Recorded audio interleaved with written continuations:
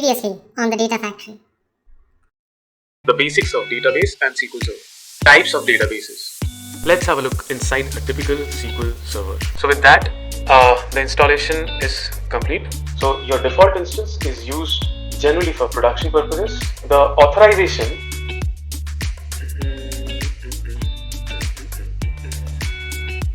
So any server name that we create on Azure is essentially appended at the end with .database.windows.net.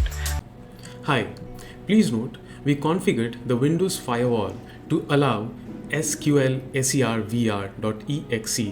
That's an application for our first instance that I named tdfco_lab01, and for the second instance as well we need to allow it. In my case, I named it as tdfco_lab02. You can have any name there. The final thing, and a very important one, is to allow Firewall for SQL Browser.exe. It's an application that sits in the x86 folder. Let me show it to you. Let's use the Windows search feature. We type in allow an app,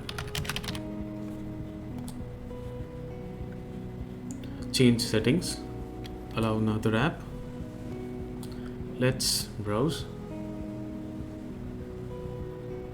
Okay, in my case, I already had searched for it.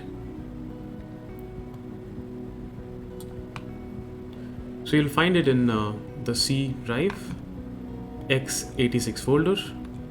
Let's search for SQL Browser. Here is it. Open, add. I have already added it, hence it's not allowing me to do it again. So once you add it, what you need to do is you allow public for it as well and click on OK. And there you go. In general, Firewall allows to and fro communication with the SQL Server.